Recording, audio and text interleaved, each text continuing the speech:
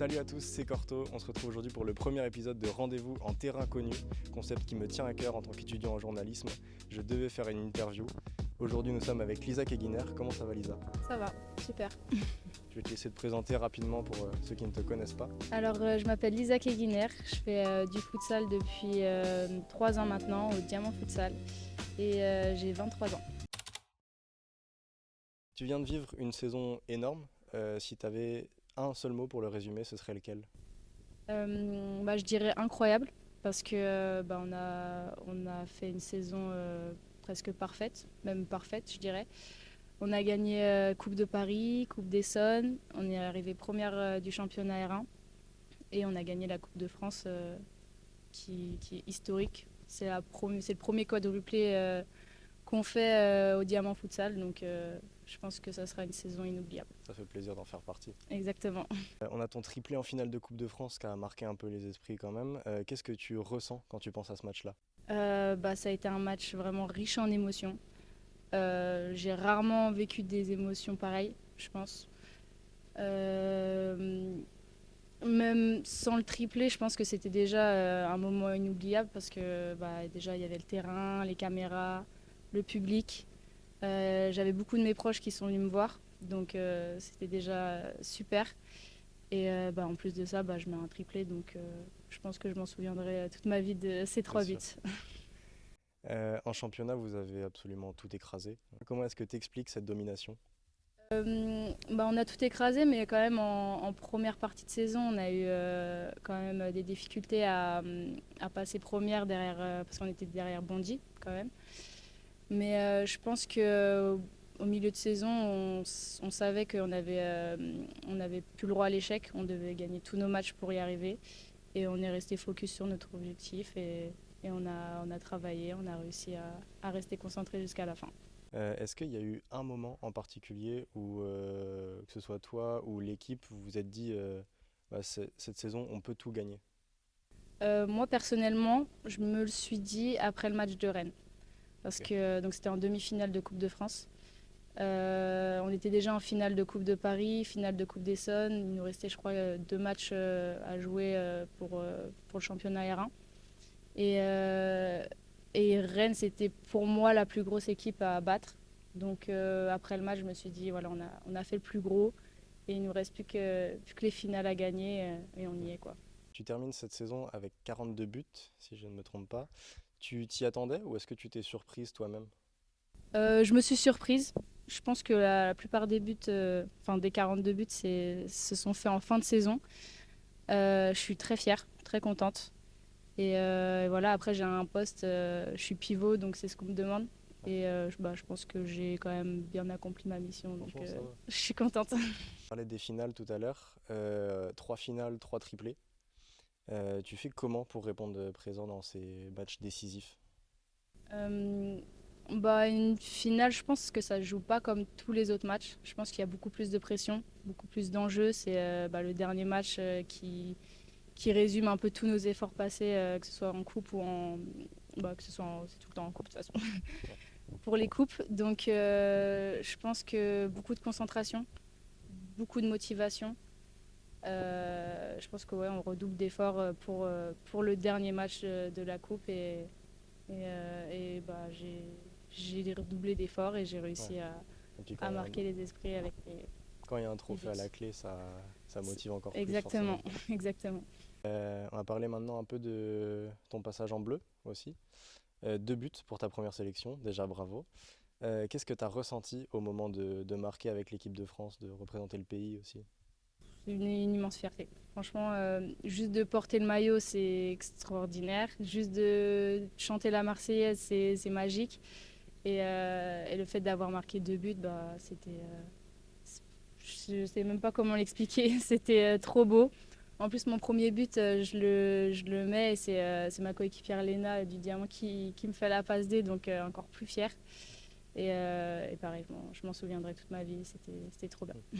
Est-ce qu'il y a des automatismes, même avec tes coéquipières en club, avec l'équipe de France, est-ce qu'il y a des automatismes qui se recréent automatiquement Avec les filles et mes coéquipières de Ouais. Diamant.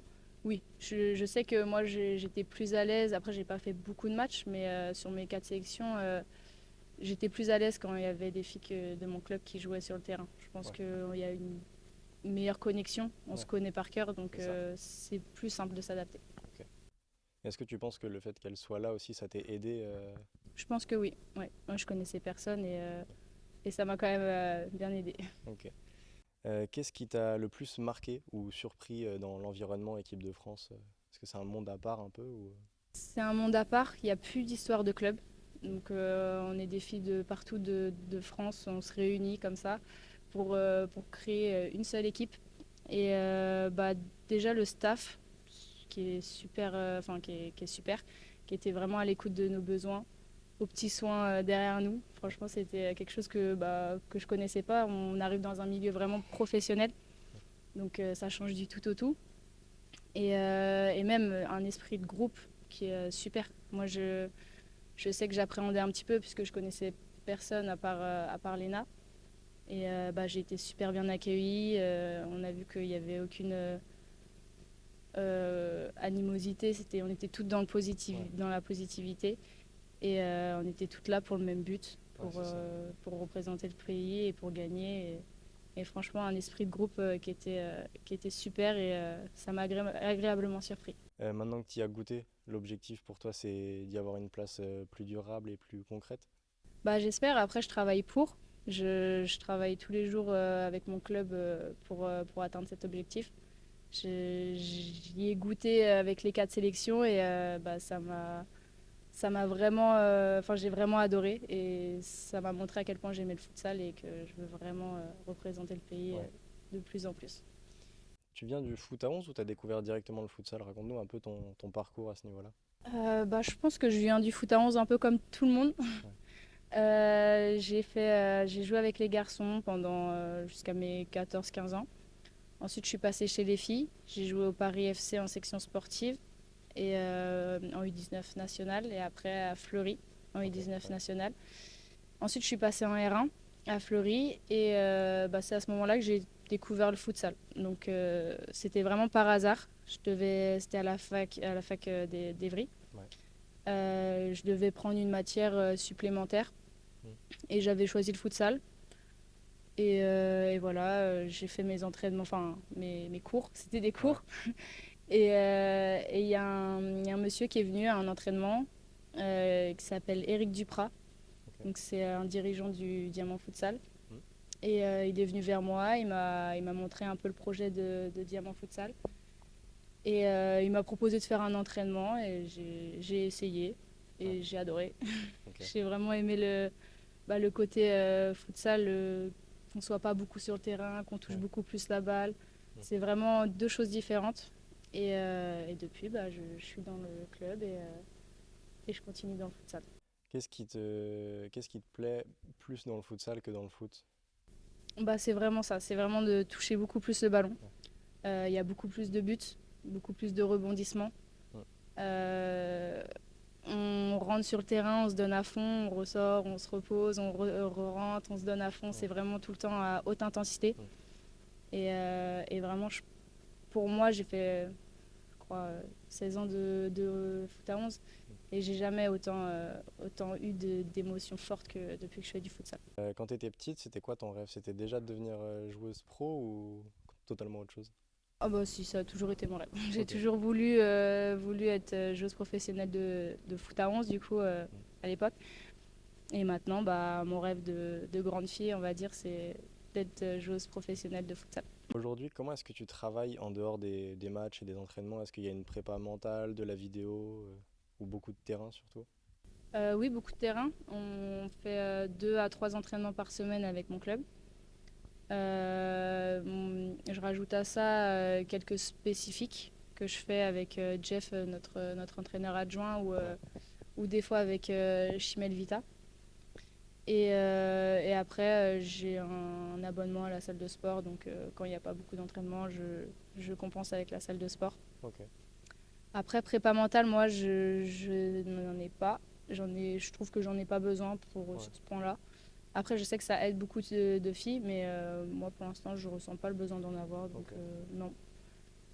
Et voilà, après je m'intéresse, depuis que je suis en équipe de France, je m'intéresse quand même plus aux matchs, donc je regarde les garçons. Je regarde Ouais, beaucoup le Diamant Futsal, bien sûr, ouais, on supporte les garçons.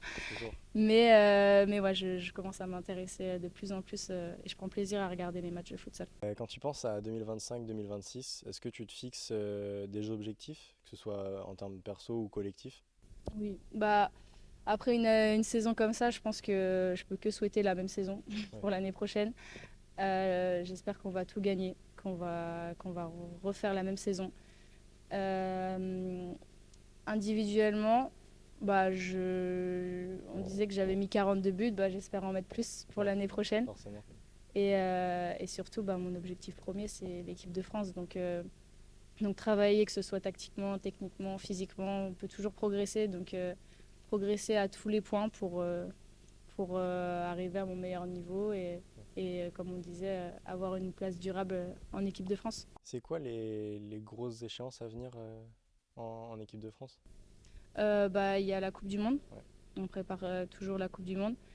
Et le projet un peu lointain, mais c'est le projet qu'on vise, nous, en tant que, enfin, dans l'équipe de France, c'est vraiment les Jeux Olympiques de 2032. Donc ok, c'est ouais, loin, mais ça se prépare, surtout qu'on est quand même une équipe jeune. ouais, Ouais, ça fait pas longtemps qu'on existe, donc faut du travail, il faut des années, faut de l'expérience ouais. pour arriver à nos objectifs. Voilà. Est-ce que tu te vois un jour tenter une expérience à l'étranger?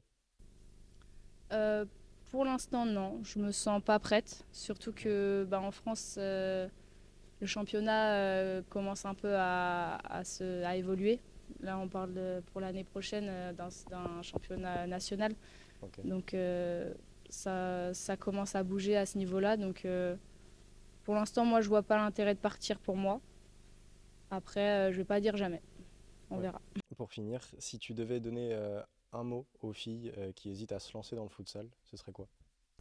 Bah, de pas hésiter, parce que le futsal, c'est trop bien.